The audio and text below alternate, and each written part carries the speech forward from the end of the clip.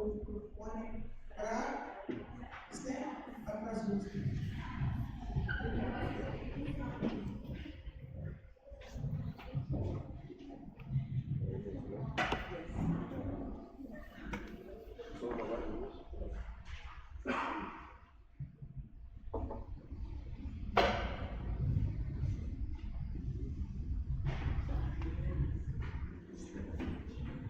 Bom, boa noite para vocês. O hino que a gente vai cantar é um hino muito bonito e ele é muito empolgante. Então, conto com as vozes de vocês, vão sentir isso no acompanhamento. Chama-se Tudo por Ele. E a letra também é muito bonita. Tudo que nós fazemos na nossa vida aqui na casa de Deus tem que ser para o nosso Senhor Jesus, né? Então, vamos cantar isso com convicção. Você tem cantado em pé? Você tá, se não tem ninguém, vai ser. Então, vamos ficar em pé. Vamos lá, você está frio, mas em pé a gente vai cuidar das nossas vidas.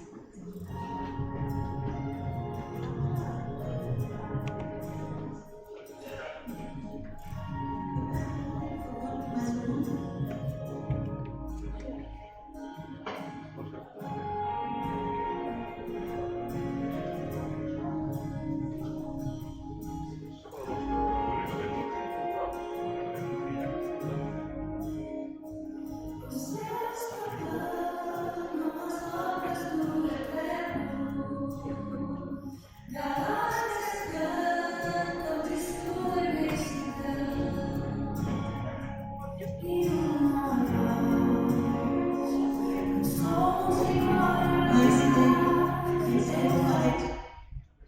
Foi esse que eu te mandei isso.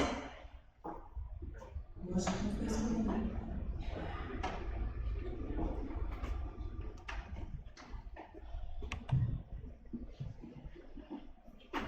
A música está muito bonita, depois eu vou colocar em casa. Mas nós precisamos de uma congregacional.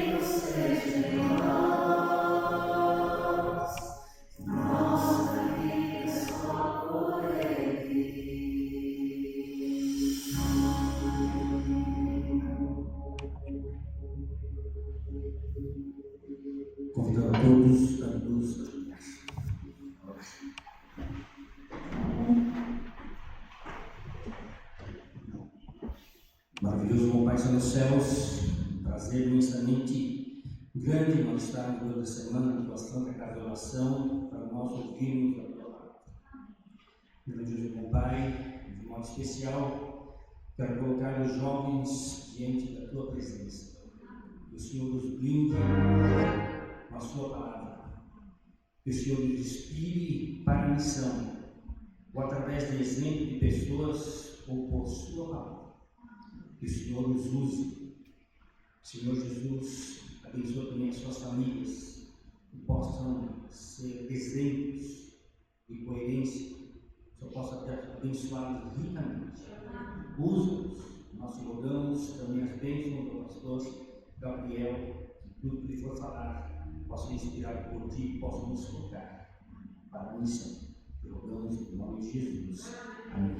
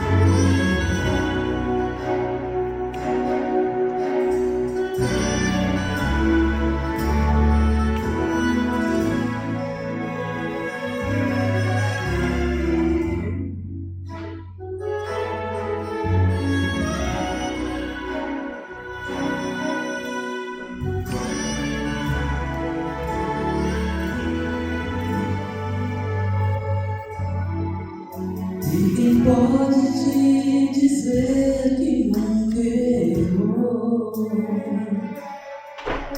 que andou por essa estrada e jamais tropeçou? É tão triste ver algum irmão cair sem levantar. Ele espera para ver a reação de quem viu a sua queda e caído ao chão. Ele chora arrependido quando alguém estende a mão. Estende a tua mão pra ver o irmão se levantar. O que será que Deus Jesus faria em teu lugar? É tão triste ver algum irmão cair sem levantar.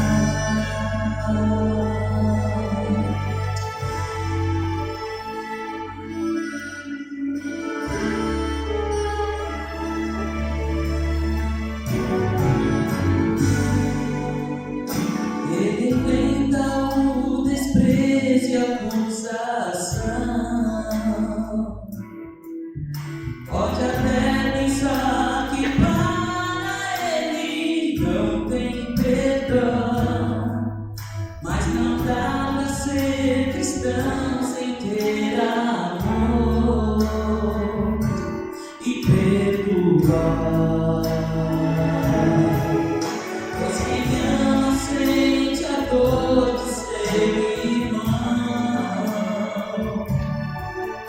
uma dor que cala bem no fundo do coração. Ele quer de alguma forma ajudar ao que cair.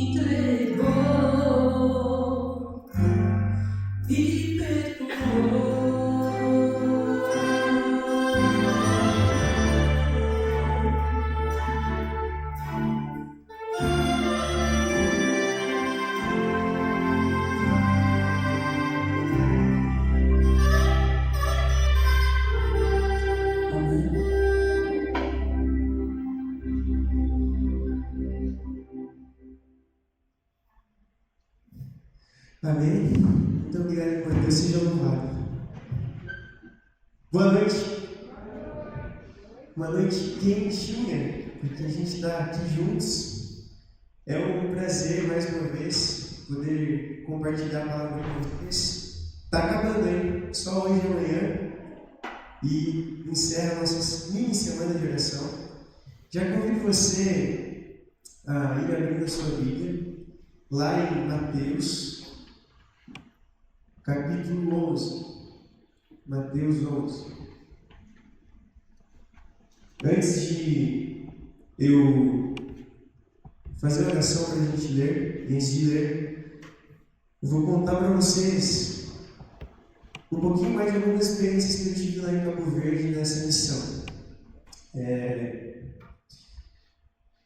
Em uma semana específica, ali por, acho que setembro, começaram a acontecer alguns casos um pouquinho diferentes com alguns alunos lá da escola.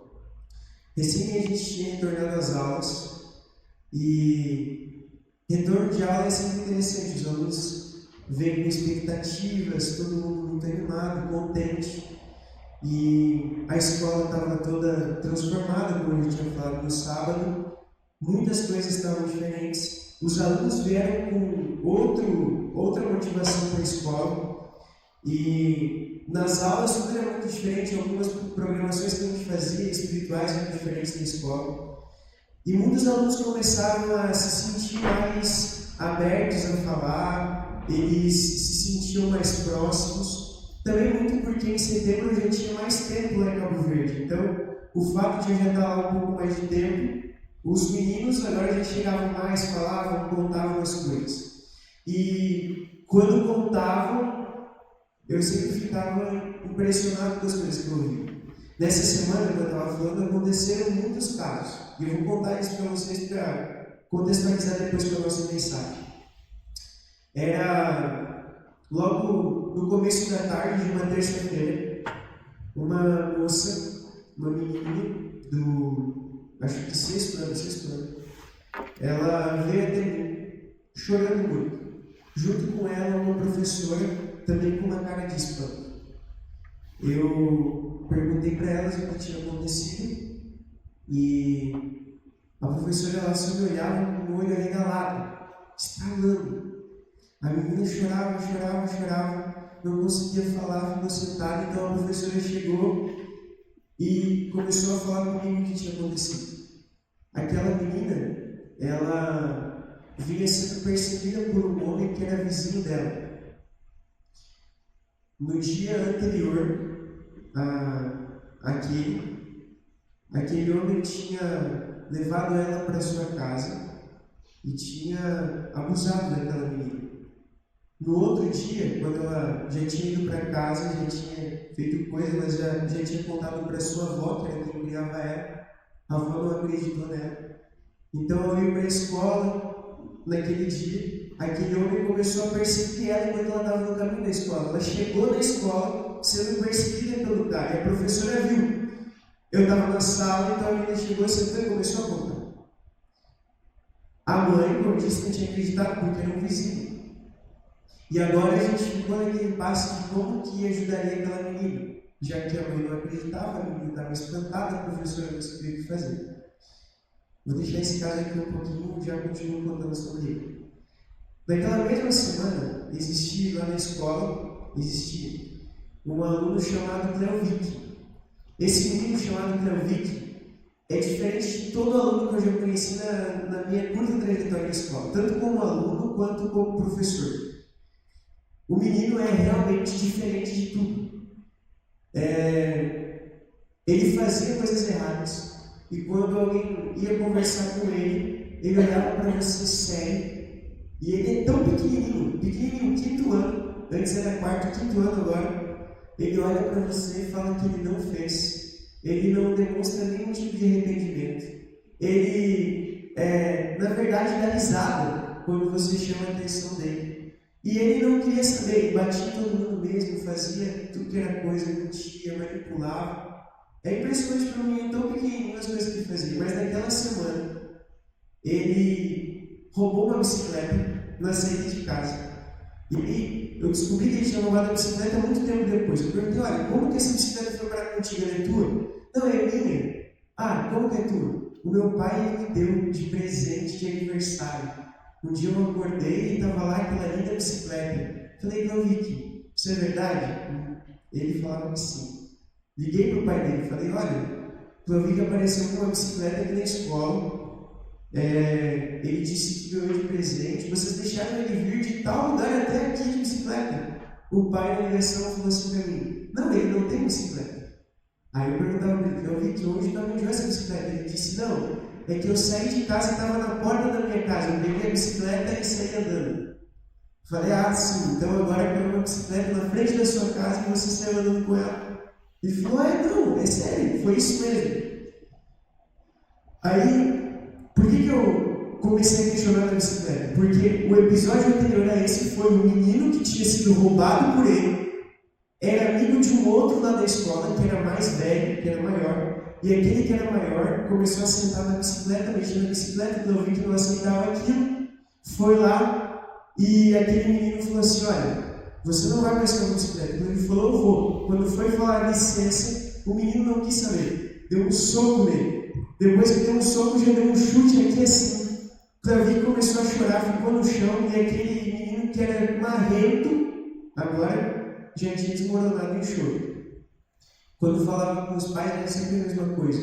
A gente não sabe, o Cleovic não é assim em casa. Em casa ele nos obedece, em casa ele faz as atividades, ele faz as tarefas, ele cuida de tudo. Então era basicamente assim, um menino que era terrível na escola, mas em casa fazia tudo certo. E esse é um dos casos entre tantos outros que ele tinha. Essa foi uma situação que aconteceu naquele dia também. Diante de tantas outras que vinham acontecer. Naquele mesmo dia, um outro menino veio falar comigo. Essa história eu já comentei com vocês lá, então eu não vou repetir toda ela. Aquela mesma história do menino chorando que veio me dizer que a madrasta apanhava, a mãe apanhava do padrasto, ele viu tudo aquilo, a situação, então não vou contar de novo essa. E 2 dias depois, aconteceu uma outra situação. O menino chegava todos os dias com o seu uniforme sujo na escola.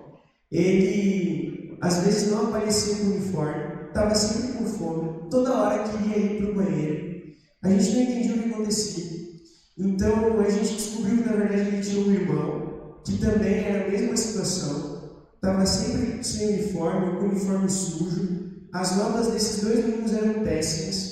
Quando você tentava chegar para conversar com o irmão mais velho, que estava no 5º ano, logo que você perguntava, olha, fulano, tal coisa, naquele momento ele já começava a chorar. Você não podia perguntar por que ele ia tanto no banheiro ou por que ele tirava notas ruins.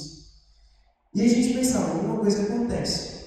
Tentava ligar para os números que tinham lá na ficha da escola, nada, ninguém atendia. Então, indo atrás, a professora daquele menino resolveu que ia ir junto com ele no ônibus até a casa dele. Indo até a casa dele no ônibus, ela descobriu que o pai daquele menino tinha ido morar na França. A mãe daquele menino tinha o abandonado, simplesmente não quis mais saber do menino. Naquela mesma situação, o menino agora morava com seu avô, que foi quem acolheu, mas o avô passava o dia todo fora. Então era ele quem tinha que cozinhar para o seu irmão mais novo e para ele, mexia em panela, ele era do 5º ano, tem 10 anos de idade, mexia em panelas, cozinhava, era ele quem tinha que arrumar os uniformes. O vô dele, quando chegava em casa e perguntava se ele tinha feito, ele dizia que alguma coisa não tinha dado certo, até mesmo cozinhava para o vô batia muito nele. Então, eu olhava para todas aquelas situações naquela semana, menina que tinha sido abusada, esse menino que não tinha pai e mãe, que o vô ainda maltratava, olhava para a situação do Leovic, pensava, Deus, não tem como piorar, o que eu vou fazer? Essa escola está virada, o que eu vou fazer aqui no meio de tudo isso? Tu me mandou aqui para Cabo Verde para olhar essas situações e não consegui resolver nada, é isso? Falava assim com Deus. E tem mais uma história que aconteceu naquela semana, que foi depois que tudo isso aconteceu. Uma professora, a mesma que chegou antes do menino, ela disse assim para mim, Gabriel, sabia que tem um menino do 6º ano que se chama Nilson e ele não vem para a escola tem um mês? Olhei para ele e falei assim, menino 6º ano, Nilson, não, professor, não conheço, ele estava aqui no ano anterior, no ano letivo passado? Ele falou, não, ele não estava, ele chegou agora. Não, mas se ele não veio na aula há um mês, então ele nunca veio na aula. Ela falou, exatamente, ele veio na primeira semana e não veio mais. Eu olhei para ele e falei assim, tá, e o número que tem lá para ligar para o pai? Não funciona. Agora, essa parte é um pouco engraçada. No outro dia, a professora chamou todos os alunos do 6º ano que já tinham visto aquele menino para ficarem na estrada, na rua, todos eles. A gente fez na rua meio que uma emboscada para aquele menino. Todo mundo ficava lá para que quando ele passasse com o pai, alguém pegasse ele para vir falar. Só que a gente fez alguma coisa errada. A gente no primeiro dia só chamou 3 meninos. E aí aqueles 3 meninos que estavam lá para nos ajudar, quando viram ele, saíram correndo atrás dele, aquele menino pegou pedra, jogava pedra neles, eles vinham, ele dava soco e corria e fugiu. Não teve jeito, não pegaram. No segundo dia não, aí envolveu a turma toda. Tinha uns 20 meninos, todo mundo da escola vinha e perguntava o que está acontecendo. Era gente passando na rua, vendo aluno de uniforme, perguntando o que vocês estão fazendo. E aí eles contavam, não, a gente está esperando um colega nosso que está faltando aula de tem um mês. Eles ficavam empolgados com isso. Beleza, todo mundo já esperando. Eu e o diretor da escola, a gente foi junto lá para a rua também. Daqui a pouco eu e o diretor, já era mais de 1 hora, a aula começava 1 hora, nada. A gente pensou assim, não, esse menino não aparece mais aqui na escola hoje, porque ontem quase pegaram ele, então hoje ele deve ter inventado uma desculpa para não vir. Mas nisso o diretor olhou embaixo, lá numa rua que desce, e viu o que parecia ser o pai do menino. Ele falou, não, aquele lá é o pai do menino, aquele lá com camisa de tropa. Eu falei, então eu vou atrás. Saí correndo, peguei o cara lá na descida já. Falei, olha, antes de eu chegar nele, eu parei de correr, fui caminhando, não parecia maluco. Eu falei, senhor. Aí eu perguntei, olha, você tem um filho que estuda ali na escola do Metista? Ele falou, sim. O nome dele é Nilson? É Nilson. Eu falei, olha, aí ele perguntou para mim assim, tem algum problema com meu filho? Eu falei, olha, eu não sei, o seu filho não aparece na aula, já tem mais de 1 mês. Ele olhou para mim, não, mas como, eu trago ele. O pai levava ele no caminho na rua da escola. Quando chegava numa bifurcação, tem lá, quem foi em Cabo Verde talvez lembre, tem uma bifurcação para a escola lá antes. Ele chegava na bifurcação, o menino fazia que ia para a escola. O pai descia a rua, quando o pai já estava lá embaixo, o menino dava as costas e voltava. Naquele mesmo momento que eu falei que ele não estava vindo, a gente foi caminhando, encontrei com o diretor. Daqui a pouco a gente olha um pouco mais à frente, estava o menino correndo, jogando pedra nos outros e fugindo de novo. Ok. A gente falou com o pai. Falou, olha, ele não apareceu, onde é que ele está indo? A gente não sabe. E o pai olhou e falou assim, não, a gente está passando por um momento meio complicado em casa, ele não quis falar muita coisa, mas disse que no outro dia ia pessoalmente com o filho até dentro da escola. naquele outro dia, sabe quando você fica assim com um sentimento, você fica com um pouco de raiva, porque você pensa, tudo isso aqui para pegar um menino para vir para a escola. Eu estava um pouco assim, atordoado. Eu falei, não, quando esse menino chegar aqui, eu vou dar um sermão nele. Eu fiquei pensando. Eu falo que não é possível, o menino tem que vir para a escola. No outro dia eu estava sentado na secretaria, o menino chegou junto com o pai. Quando eu já nem lembrava mais como era o rosto do menino, porque ele apareceu há 1 ou 2 semanas, já nem sabia que ele existia. Olhei para o pai com o menino assim, meio escondido atrás dele, e quando o menino apareceu, um semblante triste, muito triste. Aí naquele momento, aquela pequena raiva que tinha no menino, está faltando aula, sumiu. Eu fui até ele, dei um abraço, perguntei o que estava acontecendo, por que ele não estava indo na escola, ele não falava nada. Percebi que era porque o pai estava junto. Então eu olhei para o pai e falei assim, olha, eu posso dar uma volta com ele? Posso conversar com ele sem ser aqui? O pai falou assim, eu fui com ele até o terraço lá da escola, a gente sentou no chão, assim, no negócio que tinha lá, comecei a conversar com ele. Falei, olha, o que está acontecendo? Por que você não tem que ir para a escola? Aconteceu alguma coisa em casa? Com quem que você mora? Ele começou a contar. Não, olha, há 3 meses atrás, eu morava meu pai, minha mãe e meu irmão. E a minha mãe, ela simplesmente saiu de casa. Ela nos abandonou, ele falou. Ela não quis mais saber da gente. E eu sinto muita falta dela. E eu não sei por que ela não voltou mais.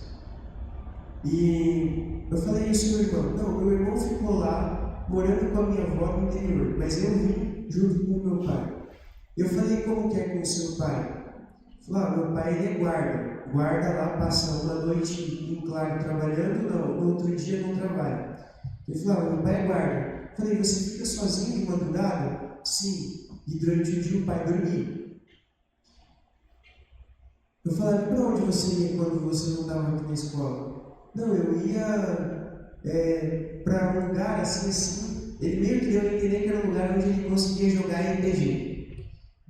E aí eu perguntava a ele, e como era lá? Não, quando eu estava lá, eu fugi das coisas, eu me sentia direito, eu me sentia bem. Aí eu, olhando para ele assim, ele olhando para mim, começou a chorar, falava que sentia falta da mãe. E aí eu, na minha cabeça, com tudo que já tinha acontecido naquela semana, olhava para aquele menino e pensava, Deus, não é possível. O que eu posso fazer por esse menino? Eu não posso pegar ele para morar comigo, eu não posso fazer nada para a mãe dele voltar. Comecei a conversar com ele, a gente fez uma oração juntos, falei algumas coisas, disse que o lugar dele era na escola, enfim. Ele falava que não tinha amigos, que sofria bullying. O menino que fazia bullying com ele tinha um pai preso. E aí, enfim, todos os alunos com alguma situação, olhei para ele, falei, olha, se aqui na escola você ainda não tem amigo, saiba que em mim você tem um amigo. Quando você estiver triste, você pode vir e a gente conversa. A gente pode comer junto na hora do intervalo, a gente pode conversar sobre o que você quiser, mas não deixe de vir para a escola. No outro dia ele apareceu, foi para aula, a gente na hora do intervalo ele veio até mim e eu falei, olha, já que tu veio aqui na escola hoje, a gente vai fazer o seguinte, já que hoje tu não fugiu, a gente vai sair da escola. E aí eu peguei na hora do intervalo, saí, e dias iam passando e a gente ia ficando cada vez mais perto. Mas no primeiro dia em que isso aconteceu, eu cheguei em casa e falei assim para Deus, olha, não dá mais. Eu vim aqui porque eu queria ser útil, eu ouço essas histórias, não sei o que fazer, eu oro por isso, eu falo com quem tem que falar, mas eu sinto que isso é inútil, que isso não vai mudar nada. Liguei para a minha família e falava assim, olha, parece que trabalhar aqui na escola é como apagar um incêndio de um prédio com apenas um balde de água. Eu pego um balde, jogo em cima e o fogo continua, e acabou a água. O que vai mudar alguma coisa eu chegar e orar com o menino, falar com o pai, com a mãe, dizer que algo muda? Então, meu tio, que é como se fosse meu pai, olhou para mim e falou assim, olha, você não consegue ainda ver as coisas como elas são. Lá no futuro, talvez você perceba o tamanho do impacto que tem você ouvir o menino, de você orar com ele. E aí, naquele dia, eu fiquei um pouco mais calmo, mas continuava com a minha briga com Deus. Deus, isso aqui não está servindo para nada, não está adiantando em nada na vida desses meninos. Agora sim, eu contei a história toda, né? Eu já volto para ela, só vou entrar na Bíblia agora. Feche o olho, vamos fazer uma oração. Pai amado, Pai querido, estamos com a Sua palavra aberta. Pedimos que o Seu Espírito esteja entre nós, para que possamos compreender o que o Senhor tem para nos dizer hoje. Essa é a nossa oração, em nome de Jesus. Amém. Mateus 11, vou ler rapidamente com você os versículos 1 até o 11. Quando acabou de instruir seus 12 discípulos, Jesus saiu para ensinar e pregar nas cidades da Galiléia. João, ao ouvir na prisão o que Cristo estava fazendo, enviou seus discípulos para lhe perguntarem: És tu aquele que haveria de vir ou devemos esperar algum outro? Jesus respondeu: Voltem e anunciem a João o que vocês estão ouvindo e vendo. Os cegos veem, os aleijados andam, os leprosos são purificados, os surdos ouvem, os mortos são ressuscitados, e as boas novas são pregadas aos pobres. E feliz é aquele que não se escandaliza por minha causa. Versículo 7. Enquanto saíam os discípulos de João, Jesus começou a falar à multidão a respeito de João. O que vocês foram ver no deserto? Um caniço agitado pelo vento? Ou o que foram ver? Um homem vestido de roupas finas? Ora, os que usam roupas finas estão nos palácios reais. Afinal, o que foram ver? Um profeta? Sim, eu lhes digo, e mais que profeta. Este é aquele a respeito de quem está escrito: enviarei o meu mensageiro à tua frente, ele preparará o teu caminho diante de ti. Versículo 11. Digo-lhes a verdade, entre os nascidos da mulher não surgiu ninguém maior do que João Batista. Todavia, o menor no reino dos céus é maior do que ele. Esse trecho da história de João foi muito importante também para esses dias que eu estive passando. Ia lendo a Bíblia pedindo resposta de Deus. Então, parece que quando a gente pede, Deus ele nos responde, né? De forma clara. Para mim isso foi muito claro. João ele foi escolhido para ser um abridor de caminhos de Jesus, certo? Como abridor de caminhos de Jesus, o seu papel era anunciar que viria o Messias. Anunciando que viria o Messias, João tinha a missão de anunciar as pessoas para que quando Jesus chegasse, elas já soubessem e já tivessem tudo preparado para que Jesus começasse o seu ministério, certo? Mas tem um detalhe: quando Jesus começou o seu ministério, não deu muito tempo, e o que aconteceu com João? A gente acabou de ler? Ele foi preso. João, agora preso, recebia ele seus discípulos. Os discípulos de João eram muito fiéis a ele. João Batista, na prisão, recebia visitas dos discípulos, e agora os discípulos chegavam para João e diziam assim: olha, João, é o seguinte, aquele mestre que tu anunciou tanto, ele está vendo, ele sabe que você está preso, e ele não está fazendo nada para te tirar daqui. O que está acontecendo? Eles começavam a alimentar na cabeça de João a ideia de que tudo aquilo que ele tinha feito tinha sido em vão. João via Jesus seguindo a sua vida. Via talvez às vezes passando por perto de onde ele estava, mas nunca ia ao encontro dele na prisão, não tirava ele da prisão. Assim como os discípulos de Jesus, João muitas vezes acreditava que Jesus viria para colocar o seu reino aqui na terra, sendo um rei, um governador que ia tomar conta, não ia mais deixar que Roma se espalhasse, expandisse. E agora, João na prisão, sozinho, Ellen White nos conta que os próprios demônios apareciam na sua cela, e entre eles cochichavam e colocavam ideias na cabeça de João o seguinte: aquele que você dedicou a vida pregando, aquele que você dedicou a vida falando que era o Messias, que viria para libertar, para salvar, esse aí na verdade não é ninguém. Você fez tudo isso em vão. E agora João, ouvindo aquilo estando sozinho, preso, no escuro, no cárcere, começava a questionar: será mesmo que eu perdi tempo falando de Jesus? Será mesmo que tudo que eu fiz foi em vão? Então, ele pede para que 2 dos seus discípulos saiam e cheguem até Jesus. Quando eles vão até Jesus, no versículo 3, nós lemos a pergunta que eles fizeram. Diz assim: é tu aquele que haveria de vir, ou devemos esperar algum outro? Sabe? Eles chegam até Jesus e falam assim: Jesus, João está lá preso, ele já fez tanto por ti, e agora tu não está fazendo nada por ele. É tu mesmo aquele que ele anunciou, ou então a gente deve esperar que outra pessoa venha? E aí, Jesus, ele é sábio demais, porque naquele momento ele não dá nenhuma resposta. O que ele diz para eles fazerem? Vem cá ver o que eu estou fazendo. E aqueles discípulos de João passam um dia vendo o que Jesus fazia. E o texto nos diz que, enquanto eles observavam Jesus, o que Jesus fazia?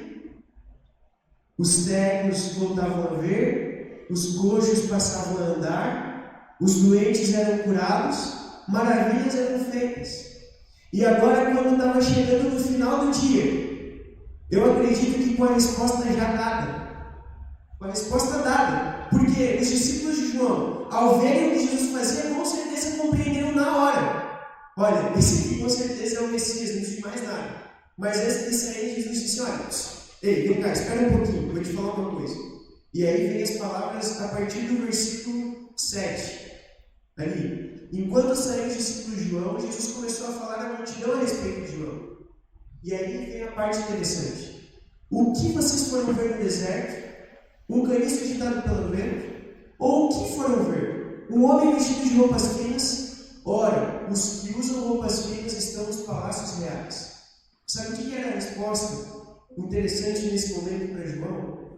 Muitas vezes nós temos a ideia, a concepção de que seguir a Jesus e fazer a sua vontade, a missão dele, significa que eu vou todos os dias dormir no melhor lugar do mundo, que eu vou ter a melhor comida, que eu não vou passar por nenhuma dificuldade. Afinal de contas, eu estou fazendo a vontade de Deus. Mas aí, quando Jesus ele fala essas palavras, ele está querendo dizer o quê em relação àqueles que cumprem a missão de Deus? Que é o contrário. Se você prega a mensagem de Deus, se você cumpre com a sua missão, na verdade, na maioria das vezes, você não vai ter conforto. Na maioria das vezes, você não vai estar no lugar onde você quer estar. Você não vai ter as coisas que você quer ter. Você percebe isso? Agora, fazendo um paralelo com a minha missão, quando você escolhe fazer parte da missão de Deus, não é sempre que você vai estar na Suíça visitando lugares bonitos. Às vezes você vai estar em Cabo Verde passando muito calor e vendo dificuldades na vida das pessoas. Não sei se você conseguiu fazer um paralelo comigo. E aí, quando eu vi o sofrimento daquelas pessoas, tentava falar com elas. Muitas vezes, com boas intenções de ajudar, via pessoas ao redor que só faziam mais mal ainda. Não queriam ajudar. Falavam assim: ó, Gabriel, olha, não se mete nisso, isso aí não é para você e tal. Deixa isso quieto. Pessoas, às vezes, vendo ou dizendo assim: ó, não, isso aí tudo é conversa deles. Esse menino que está fazendo um monte de coisa errada, os pais estão mentindo para ti. Eles querem continuar protegendo o filho, não querem olhar para o filho. Esse menino aí não tem mais jeito. Da mesma forma, então você vai ver as pessoas ao redor, nada de ajudar. Você vê as situações, tudo ruim. Para João lá na cadeia, Jesus do lado de fora, ele preso.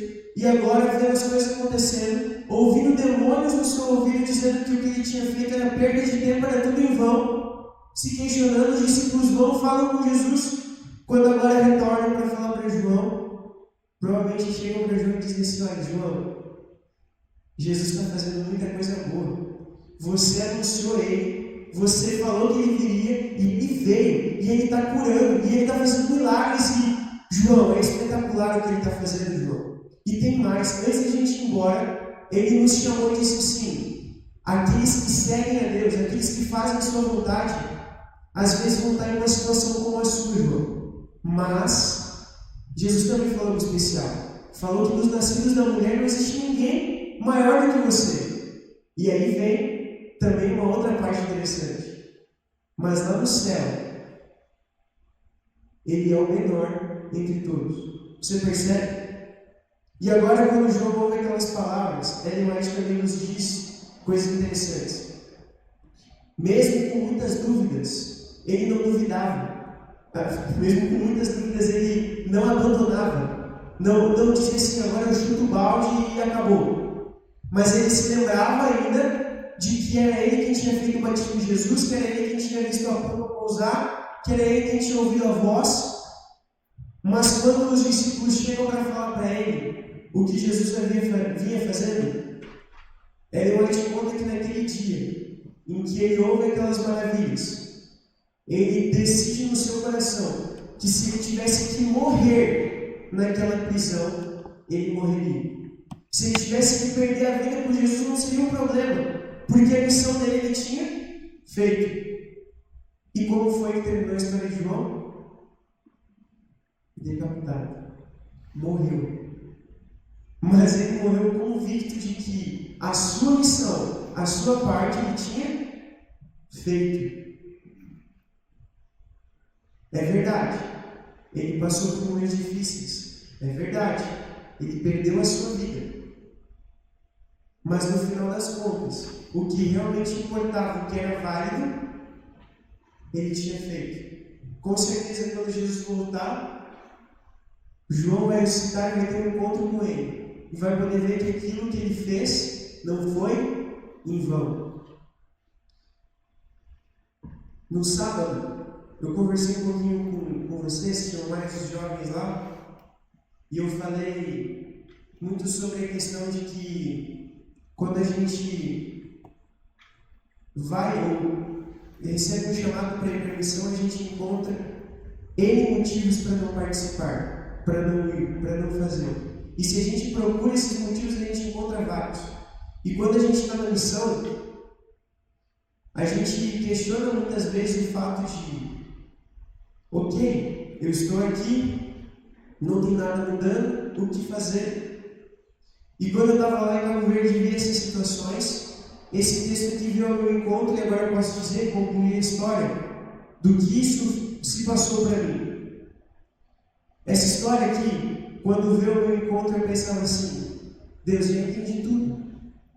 Talvez eu não veja fruto nenhum do que eu falei com esses meninos. Talvez eu não consiga tirar aquela menina da situação em que ela está, o que aconteceu.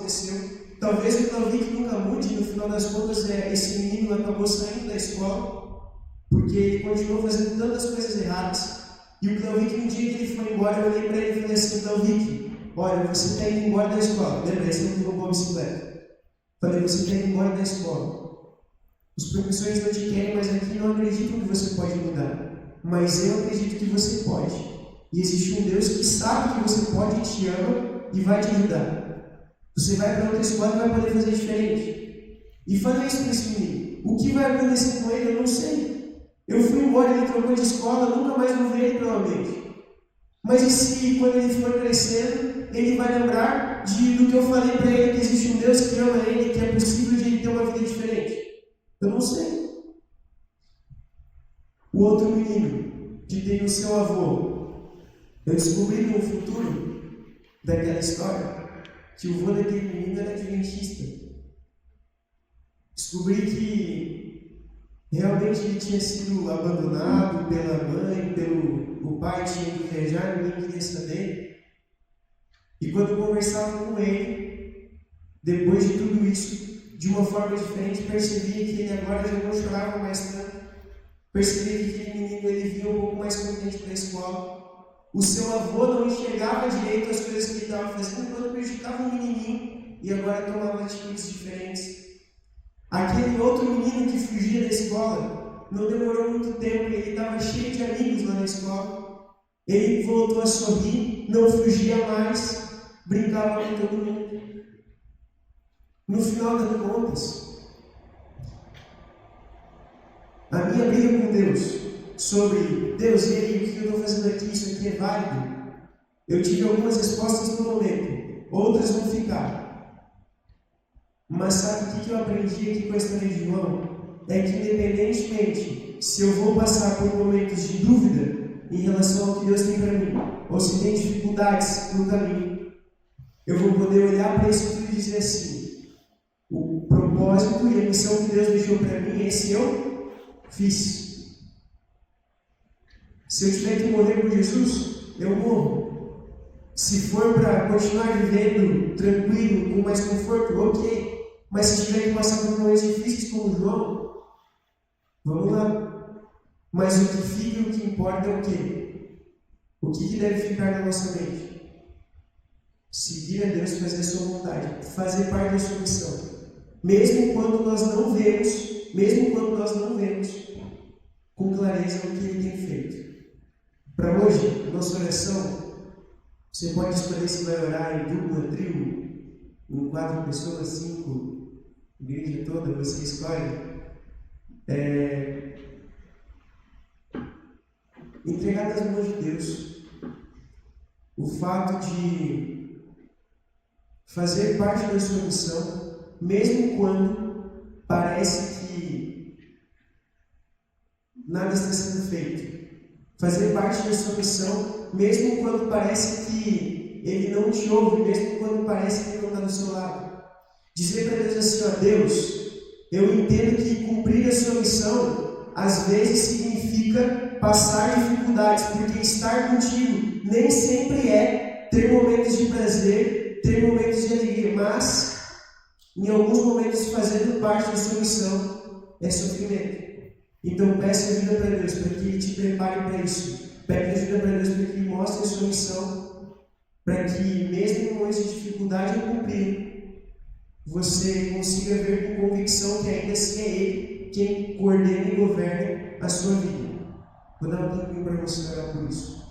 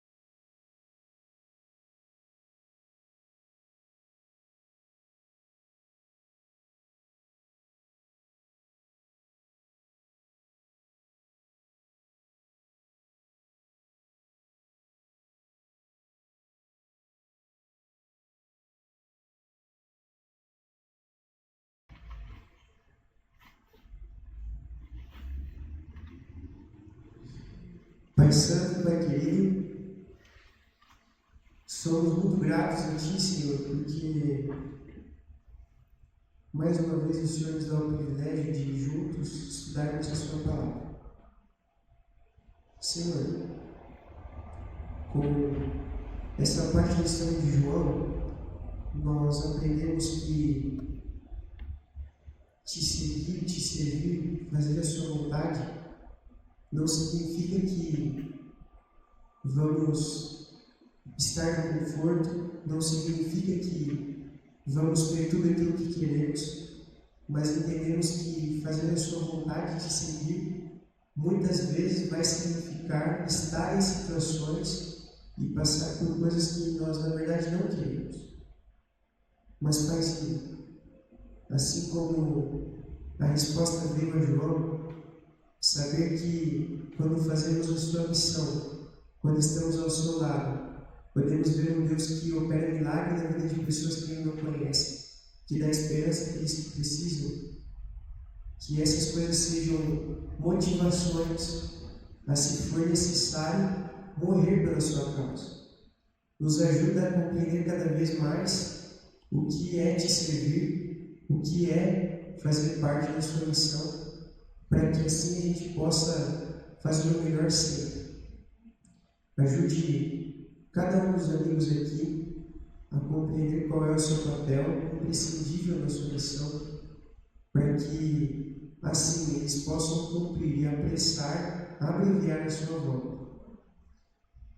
Senhor, que essa mensagem e essas histórias que eu conto sobre missão para eles não sejam em vão, não sejam passageiras, mas que os dê vontade e reafirmem o desejo de, da sua maneira, no seu contexto, participarem da sua missão. Nos ajude a tomar a decisão hoje de ser missionários e começar a fazer hoje o que podemos fazer. Perdoa nossos pecados, continua conosco no restante dessa noite. Essa é a nossa oração, em nome de Jesus.